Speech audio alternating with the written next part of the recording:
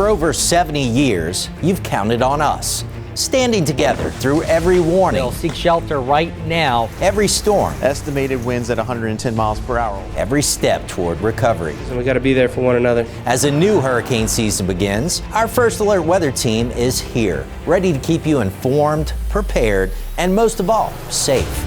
Because when the next storm comes, you won't face it alone. From the WAFB First Alert Weather Team, this is the 5th Season Hurricane Special, sponsored by Cypress Roofing, Energy, HMC Generators, and LAS Shutters. Hi, I'm Chief Meteorologist Steve Caparata.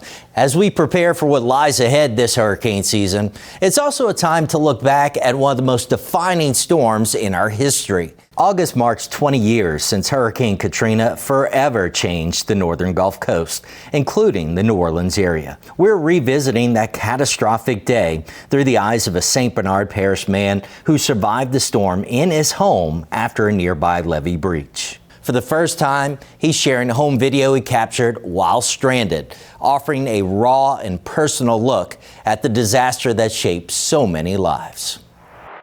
Oh, look at that dance, girl. Go ahead. You got it going on. It's late August 2005 in Miro, a small community in St. Bernard Parish. And the Deschamps family is celebrating the birthday of their son, Garrett, turning 12. There's not a care in the world. But a week later, The eyewall's getting pretty close. Yeah, it was going. We gotta get the house, bro. a storm named Katrina would turn their worlds upside down. Whoa! Truck! Look at the mark on it. Oh, you son of a... Bernie Deschamps and 5 of his relatives decided to ride out Katrina in his 2-story house. They got trapped up there. And I recently sat down with Bernie and watched some of the video both he and his brother-in-law shot as the storm hit. We saw a clip that was stamped 9:17 a.m. and it showed just a little water in the street, but nothing major. Less than an hour later, his entire first floor was submerged. that's the front door. It came in pretty quick. I've got a clock on the wall that was in our kitchen. It was around 9:40 a.m. when it got up to about 9 feet where the clock was. When the water first started rising, Bernie's brother-in-law Rocky and nephew Luke made a run across the street to their house to lift what they could off of the ground. Seemingly in the blink of an eye, they were in trouble. Luke, hold the rope. Let him pull to the boat. Well, a little while later, we look out my daughter's second-story window, and I see my nephew and brother-in-law on the corner of the roof. With a nearby levee breached, their neighborhood now looked like the open Gulf. At the same time, winds were ripping as the backside of the eye moved past. Rocky and Luke's next move could be life or death. They were frozen, it seemed like, on that corner for, I don't know, a good 20, 30 minutes maybe. One of you hold the rope, the other pull to the boat. Bernie and his other brother-in-law, Johnny, screamed for both Rocky and Luke to swim to a nearby boat to grab life vests and then hopefully swim to them. The home video captures the harrowing moments that each of them enters the water.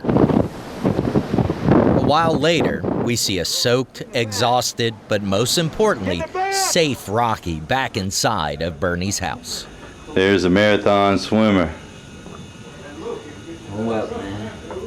I know. I'm wet. I tell you what, I'm just glad y'all here, man. That's all I can say. Eventually, the storm would pass and Bernie would head to his roof. The howling winds now replaced by an eerie quiet. Judy Drive toward Judge Perez.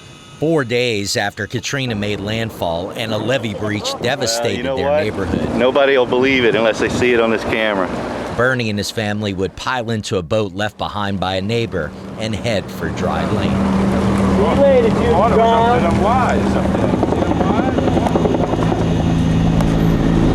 This was my beautiful home.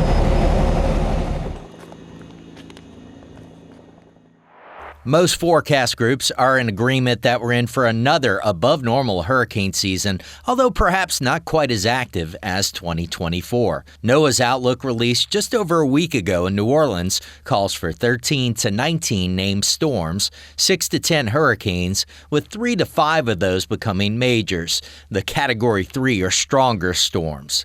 One question many have is whether recent layoffs will have negative impacts on National Weather Service operations during hurricane season. NWS Director Ken Graham says not to worry. Yeah, I don't think it's going to have any impact. We've got the best modeling that we've ever had. We have a model called HAFS. It's showing so much promise. It's just an amazing model, giving us that accuracy. The Hurricane Center is fully staffed, and I want to make sure every office has the resources to make sure every single warning goes out no matter what. Between layoffs and retirements, the Weather Service has lost more than 550 employees since the start of the year.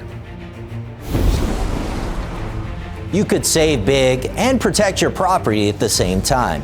We'll tell you how a new program is helping pay for stronger roofs that can weather the next big storm. The fifth season is sponsored by Cypress Roofing.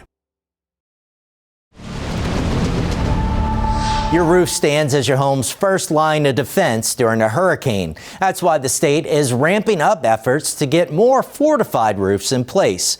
Jeff Morrow explains what makes a roof fortified and how it could save you money. Steve, extra materials equals extra cost, but the benefits of a fortified roof, peace of mind, and also lower insurance premiums. The state of Louisiana recently started a grant program giving residents $10,000 towards the installation of a fortified roof. Alicia Craig of Slidell was one of the first grant recipients. I actually had 9 contractors come out to my home. I wanted a lot of estimates, and once I did that, within like 2 weeks, my roof was up. Alicia installed the fortified roof for peace of mind and better insurance premiums. And it's not just Alicia taking advantage, according to Craig Carroll, president of Garcia Roofing. Fortified roofing is definitely catching on. We are about 20% of the roofs that we're doing are fortified roofs. So what are the differences between a regular to code roof and fortified? I asked Eduardo Zamora, director of operations for Garcia Roofing, to demonstrate. Starter strip is a peel and stick product. So you see the big difference? This one is already completely secured. Like I can't remove it from that ice and water shield, which in the other one, you see, you can flap. You're using a lot more fasteners on that roof. You're using also material that's gonna, again, meld into your decking. That way wind can't come in there and just tear it off. The other major difference is a third-party inspector must review and certify all work, giving the homeowner a certificate for a certified fortified roof. The cost increase from a standard roof to fortified ranges between 10 to 20% more. The Louisiana Legislative Auditor put out a 59-page report looking into the state's grant program. Edward Seiler is the Director of Economic Services for the Louisiana Legislative Auditor. He went over some of the findings from the report. Louisiana, when you compare it to the other hurricane-prone states in the southeastern United States, we spend the most as a percentage of our household income on insurance. According to the report, that percentage is 2.1% of household income spent on insurance premiums. That's 0.1% more than Florida. This is a program that gives you a $10,000 grant to put a fortified roof on your home that will be more wind resistant. So it'll save you money, first of all, if a hurricane comes, because you're less likely to have damage, and that damage is likely to be less severe. And it will help you get an insurance discount from your homeowner's insurance. And insurers are required to give you that insurance discount, according to State Insurance Commissioner Tim Temple. If someone has a certified fortified roof, and their insurance company is not offering any discount, they need to let my office know, because every property writer is obligated by law to have a filed discount with my department. The auditor report found the average premium went down 22% with a certified fortified roof. With the First Alert Weather Team, I'm Jeff Morrow. Don't wait until a major storm is on the way to get prepared. Start by putting together an emergency plan. Make sure everyone in your household knows what to do, where to go, and has up-to-date contact and evacuation information. If you don't have an emergency supply kit, build one. If you already have one, go through it to check for missing or expired items. And don't forget supplies for your pets also. It's also smart to walk around the outside of your home and take care of any small repairs now. Those little fixes can make a big difference when a storm hits. And while you're at it, review your insurance coverage. Every minute counts when warning our communities about dangerous storms and flooding. We're headed to the city of Central to check out their new early flood warning system. The fifth season is sponsored by LAS Shutters, Louisiana's leader in storm protection. With hurricane season upon us, flooding remains one of our most dangerous and costly threats. Meteorologist Jared Silverman shows us how the city of Central is taking action to stay a step ahead with a new early flood warning system. The flood of 2016 is forever etched in our hearts and minds. Much of our local area was devastated by this storm. It's not hard to believe that many suffer from PTSD after that catastrophic rain event. The whole basin got 39 inches, but in Central we got somewhere around 34 inches. Wow. It was crazy. Wade Evans, the mayor of the city of Central, knew after the 2016 floods that something needed to be done. Hey, we got a problem. We need to put a drainage master plan together. But what needed to be done wouldn't be easy. It would require a collaboration of politics, science, technology, and engineering. So, what's the big idea? To give citizens more warning time before flooding even occurs. We were the ones that took a chance and said, you know what, let's do this. Let's invest in something that's outside the box. And it gave them an opportunity to develop a system that now can be, marketed across the state. The mayor is referring to the engineers at CSRS in Baton Rouge. Stoka Brown, the lead and principal of a team of engineers at CSRS, started with an idea. I just thought at the time, we've got all these hydraulic models to understand what happened in the past, and we can look in the phone and see what the future rain is. And I said, there's got to be a way we can connect the two. Turns out there is a way to connect the two. Say hello to Early Flows, a new flood warning system that could help save lives. Early Flows was really a thought in my mind after the 2016 flood. It takes the forecasted rainfall from NOAA, and it takes 3 different forecast models, the HRRR, the NAM, and the HREF. It checks to see whether or not there's significant rain that's going to occur. Early Flows, which by the way stands for Early Flood Warning System, is currently active exclusively for the city of Central. In fact, when you go to the site, earlyflows.com, you will see a map of Central with color-coded dots across different flood-prone areas. This will tell you the current flood risk. When you click on any dot, it'll bring up the hydrograph, which shows water levels at specific locations. It's all about giving people more time to act. It will give up to 84 hours advance notice. This advance notice will give more time to move to higher ground, close roads that are flood prone, and to help reduce or eliminate the need for high water rescues. Stoka Brown hopes that more cities across Louisiana will follow the city of Central. We've talked with Ascension Parish and Livingston Parish, Lafayette Parish, just had a recent meeting with St. Tammany. I definitely see this as something that's going to be eventually across the state. Mayor Wade Evans says it's not just about early warnings, but also peace of mind. When people are concerned that they may flood, this system gives them assurance that based on the forecast, we do not predict you're going to have any concerns. As hurricane season begins, is East Baton Rouge ready for the rain? We're taking a closer look at the parish's drainage system next on the fifth season. The fifth season is sponsored by Entergy. With every approaching storm, nerves are tested as many wonder if heavy rain will once again overwhelm our drainage systems. Flooding has plagued the area for years, and residents are asking what's being done to fix it. Meteorologist Henry Blake spoke with an expert to find out. Really cleaning up our drainage system. Fred Rayford is the Director of Transportation and Drainage for East Baton Rouge Parish. And the leaves that pile up, water can't drain to it. Cleaning the drainage system is no small task. We try to spend more time for them cleaning out around the streets and the major outfalls and looking at the drains where leaves or debris has been built up to make sure they continue to stay open. Projects are underway to keep water off of your property. Here, this section of Wards Creek, that has been upgraded to the point where it helps facilitate moving water, getting it to Manchac, to the Amite River to get it out of the system. One of the biggest projects is the Comite River Diversion Canal. Rayford believes residents will see big improvements once it's done. From all the model aspect, we could be look at drops of as much as 8 inches to 1.5 feet in areas that experience flooding because of the Comite. The city of Baton Rouge has experienced its share of floods over the years, and some local businesses know that better than others.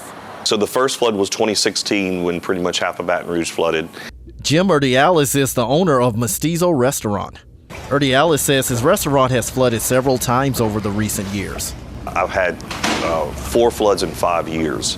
So I had 2 good ones that were about 12 inches and the other 2 were minimal. The damage that it can do to your walls, to mold is crazy. So never underestimate just a little bit of water, what it can do to a home or a business. Urdiales is grateful that his restaurant hasn't flooded recently. We live in a beautiful state. It is unfortunate that we're not high up, so it is something that could happen again. I do suggest everybody have a plan.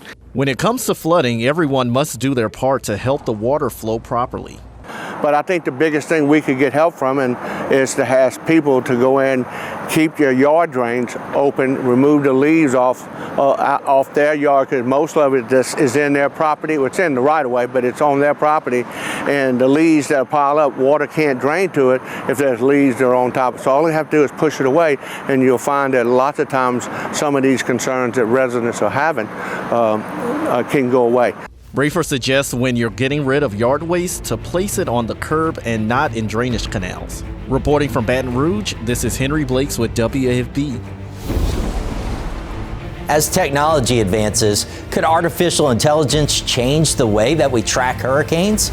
See what we uncovered next on The Fifth Season. The Fifth Season is sponsored by HMC Generators. Artificial intelligence is transforming the world, but can we trust it to track the next big storm? Meteorologist Sydney Goldberg explores whether this evolving technology could shape the future of hurricane forecasting. That's right. In recent years, we've seen hurricanes rapidly strengthening, leaving communities along the Gulf Coast with little time to prepare. But artificial intelligence could help critical decisions get made earlier. And right here in Baton Rouge, researchers at LSU are working on a tool to do just that. Nujud Nader, a machine learning research scientist at LSU, is part of a group working on a tool called the Coastal Emergency Risks Assessment, or SARA. It's an online interactive platform developed to help forecast storm surge and flooding risks during hurricanes.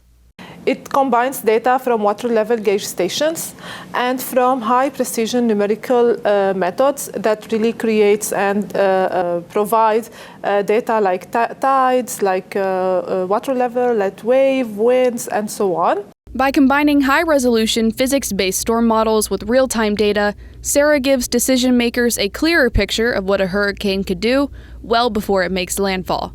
The platform has been available since 2006, and in recent years, SARA's forecasts have proven to be very close to observed flooding produced by hurricanes.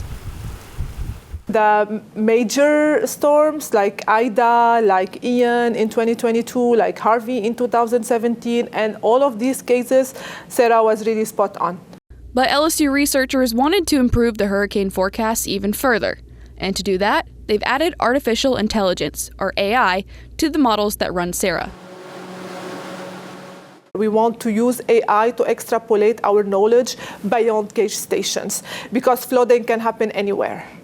And using this, we are helping into managing into managing what's going on, the emergency preparedness, and helping saving lives. Nader says the team behind Sarah trains the AI using past hurricane data to help minimize any forecast error.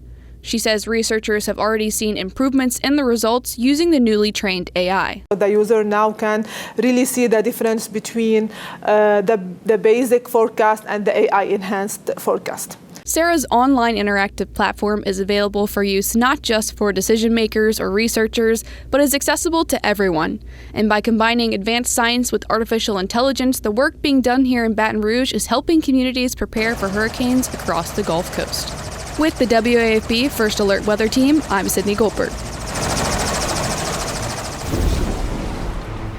Hurricanes can be unpredictable, but preparation makes all the difference. Stay ahead this season by visiting our Hurricane Center at wafb.com/hurricane and download the First Alert Weather app for real-time updates.